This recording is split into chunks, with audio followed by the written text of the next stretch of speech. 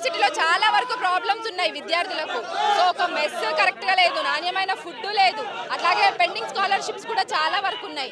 So మరి దీన్ని ఎట్లా చూస్తారు? మరి మీరు మాట్లాడొద్దు వాళ్ళ తరపున అంటే మరి ఎవరు మాట్లాడాలి? ప్రభుత్వానికి ఎట్లా తెలవాలి ఇక్కడ సమస్యలు? మేడం ఏదైతే 4 రోజుల నుంచి ఉస్మానియా యూనివర్సిటీ వేడెక్కింది, ఈరోజు ఉధృతమైనటువంటి తరుణంలో కూడా నిమ్మకు నీరెత్తనటువంటి తెలంగాణ రాష్ట్ర ముఖ్యమంత్రి రేవంత్ రెడ్డి ఈరోజు అడ్డగోలుగా ఈరోజు విద్యార్థుల పాలిట శాపంగా ఈరోజు తెలంగాణ రాష్ట్రంలో ఈరోజు ఉద్దురా నాయన కాంగ్రెస్ పాలన విధంగా ఈరోజు తెలంగాణ రాష్ట్రంలో ఉన్నది.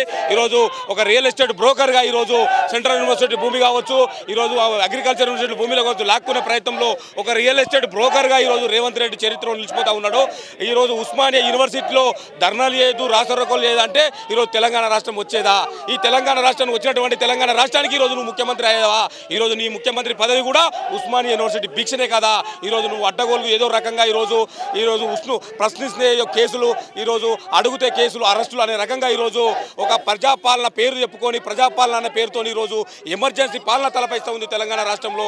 ఈ నిరంకుశ పాలనగా ఈరోజు రేవంత్ రెడ్డి, ఖబర్దార్ రేవంత్ రెడ్డి, ఏదైతే ఉస్మానియా యూనివర్సిటీ గడ్డని ఈరోజు ముఖ్యమంత్రి పదవి గుక్కుటబెట్టిందో ఇదే ఉస్మానియా గడ్డ ఈరోజు నిన్ను గడ్డ నింపడానికి నీ పతనం స్టార్ట్ అయింది కూడా. ఈరోజు నువ్వు ఎలాంటి ధర్నాలు రాష్ట్రోకోలు చేద్దాం, ఏదైతే నువ్వు జీవో తీసుకొచ్చినో వెంటనే వెనక్కి తీసుకోవాలా, లేకుంటే ఖబర్దార్ నీ గద్దె నుంచేదాకా ఈరోజు మేము ఉస్మానియా యూనివర్సిటీ అఖిలపక్షం తరఫున 100% డిమాండ్ చేస్తా ఉన్నాం.